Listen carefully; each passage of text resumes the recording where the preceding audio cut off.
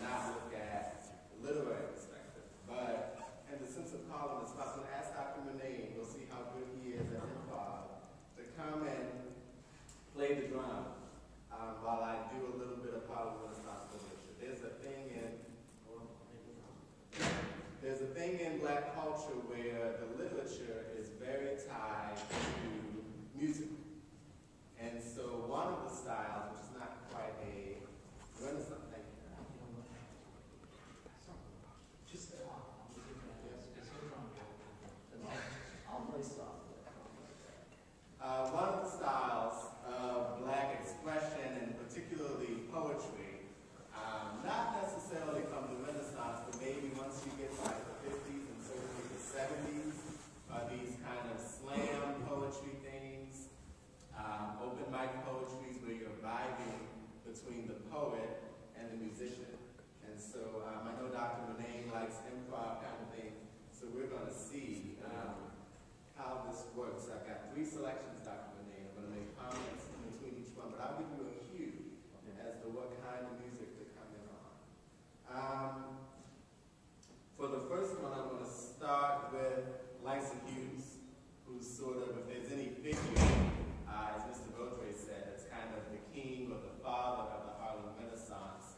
I think that person would likely be Langston Hughes. So we're going to start with his poem that kind of gives really what the Harlem Renaissance was about. So if you give me kind of like a melancholy drum beat.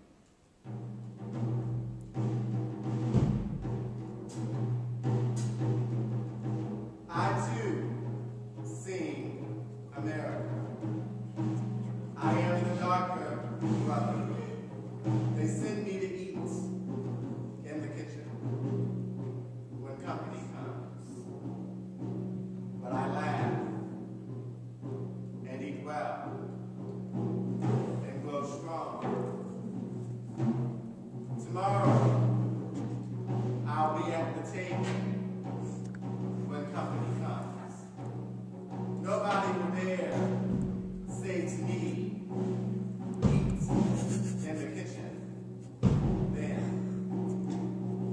Besides, they'll see how beautiful I am and be ashamed. For I too am America. So that sense right there, you get that idea, and I too sing America, the sense of double consciousness.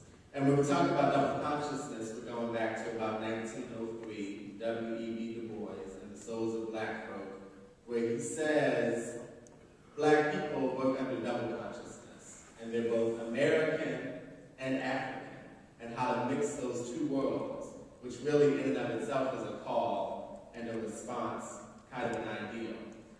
And so what Langston Hughes is wrestling with in this Renaissance poem is that I too sing America, a different America, a darker America, perhaps a more African America, but I too am a part of this fabric.